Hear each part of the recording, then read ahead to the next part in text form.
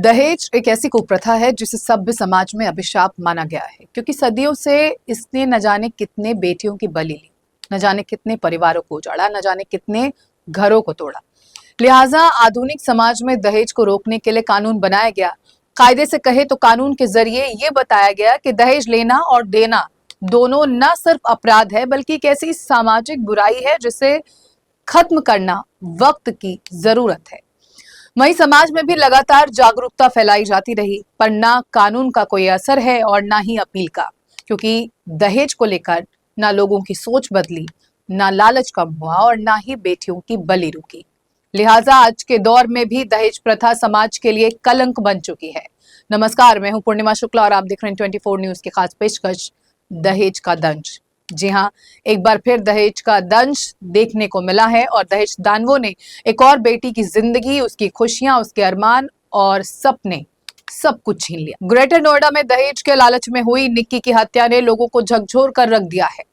आरोपी पति विपिन, जेठ रोहित, सास दया और ससुर सतवीर ने शादी के बाद लगातार 35 लाख रुपए, स्कॉर्पियो और बुलेट मांगी।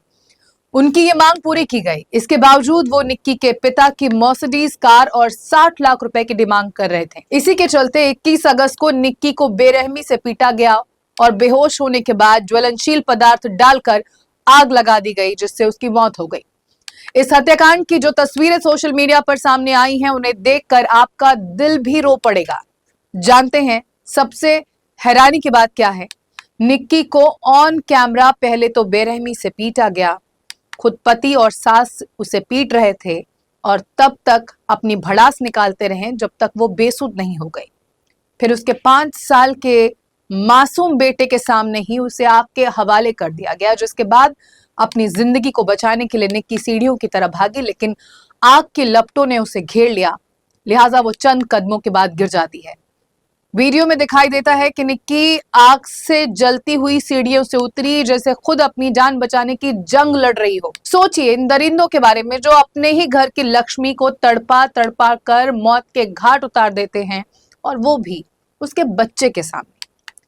आज मन में गुस्सा है कि दहेज के दानवों की दरिंदगी हम आपको दिखा नहीं सकते, क्योंकि कानूनी मजबूरियां हैं। लेकिन यकीन मानिए, जो हैवानियत निक्की के साथ हुई है, उसे देखकर इंसान तो इंसान, शैतान की भी रूह कांप जाएगी। भले ही वो दिन निक्की के लिए आखिरी दिन साबित हुआ, लेकिन उस पर होने वाले जुल्म का पहला दिन नहीं था। वो पिछले 9 सालों से ये जुल्म हर रोज सह रही। दरअसल निक्की और उसकी बहन कंचन की शादी दिसंबर 2016 में सिरसा गांव के रोहित और विपिन से हुई।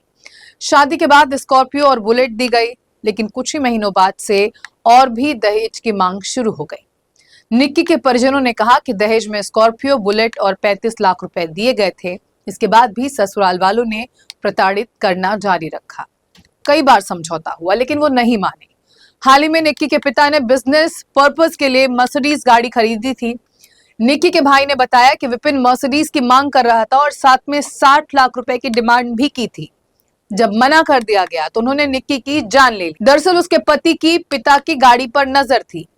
वहीं निक्की के बेटे का एक वीडियो सोशल मीडिया पर वायरल हो रहा है, जिसमें बच्चा रोते हुए कह रहा है कि पापा ने मम्मी को पहले पीटा, फिर कुछ डालकर लाइटर से आग लगा दी और उसे जला दिया।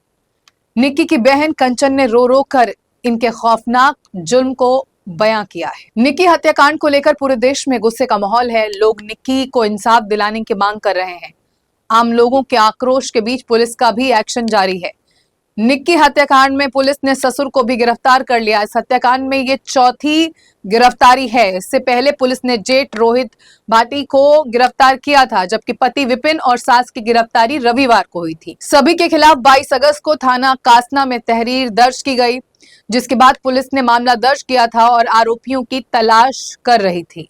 ससुर की गिरफ्तारी के बाद नामजद सभी आरोपियों की गिरफ्तारी कर ली गई है। रविवार को पुलिस की निक्की के पति विपिन के साथ मुठभेड़ भी हो गई थी।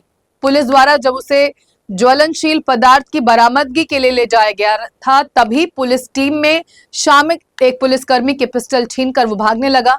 वहीं जब पुलिस ने उसे रोकने की कोशिश की तो उसने पुलिस पर ही फायरिंग कर दी, जिसके बाद पुलिस ने जवाबी कार्रवाई की और उसके पैर में गोली लग गई। पुलिस की गोली लगते ही विपिन गिर गया और पुलिस ने उसे पकड़ लिया, जिसके बाद उसे इलाज के लिए अस्पताल में भर्ती कराया गया।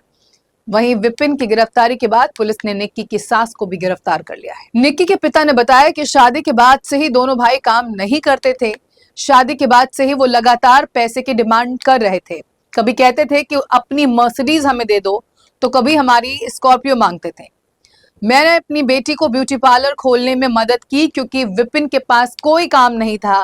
फिर उसने पार्लर से पैसे चुराने शुरू कर दिए। लेकिन सबसे हैरानी की बात तो यह है कि उस दरिंदे को ना तो अपनी करनी पर कोई पछतावा है और ना ही निक्की का कोई गम। जरा सोचिए कि विपिन भाटी जैसे लोग कितने हैवान हो सकते हैं और इनका दिमाग कितना गंदा होगा। वैसे इस विपिन को लेकर कई अहम खुलासे भी हुए हैं। निक्की के हत्या के आरोपी विपिन का एक पुराना वीडियो भी सामने आया है जिसमें वो दिल्ली में एक लड़की के साथ पकड़ा गया था। इस दौरान उसके साथ जमकर मारपीट की गई, उसकी पिटाई की गई। वीडियो में देखा जा सकता है कि विपिन किसी लड़की के साथ कार में था, लड़की कार में बैठी हुई थी, कुछ लोग उसे पकड़ लेते हैं और पिटाई कर देते हैं। कुल मिलाकर विपिन न सिर्फ एक दरिंदा है बल्कि लालची और अय्याश किस्म का भी इंसान है जो अपनी पत्नी को प्रताड़ित कर पैसे हासिल करना चाहता था। उसकी नजर सिर्फ और सिर्फ निक्की के पिता की दौलत पर थी। वहीं विपिन के लालच और हिंसक रवैये ने निक्की की जान ले ली। वैसे इस देश में विपिन अकेला ऐसा शख्स नहीं है जिसने लालच में आकर ऐसी खौफनाक वारदात को अंजाम दिया है। भारत में दहेज के लालच ने दशकों से महिलाओं को मौत की आग में झोंका है। दरअसल एनसीआरबी के आंकड़े भी यही कहानी बयां करते हैं।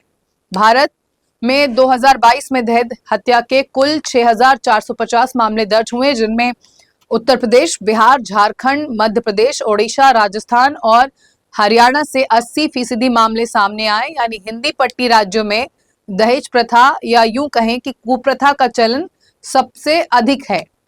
आंकड़ों पर गौर किया जाए तो हमें समझ आएगा कि हर 3 दिन में लगभग 54 महिलाएं दहेज प्रताड़ना और हत्या का शिकार होती रही हैं। और ये सिर्फ संख्या नहीं, ये दर्दनाक सच्चाई है। बहरहाल निक्की की दर्दनाक मौत ने फिर ये सवाल उठा दिया है कि क्या हमारा कानून और समाज सच में महिलाओं को सुरक्षा देने में सक्षम है। फिलहाल निक्की का परिवार और देश इस क्रूरता की चुप्पी को तोड़ने की कोशिश कर रहा है, लेकिन सवाल यही है कि आंकड़े और व्यक्तिगत दर्द दोनों जुड़ते हैं तो क्या ये देश सच में बदलाव की राह पर कदम बढ़ा पाएगा या नहीं। फिलहाल इस पेशकश में इतना ही। बाकी की ताजा तरीन खबरों के लिए आप बने रहें 24 न्यूज के साथ। मुझे दीजिए इजाजत। नमस्कार।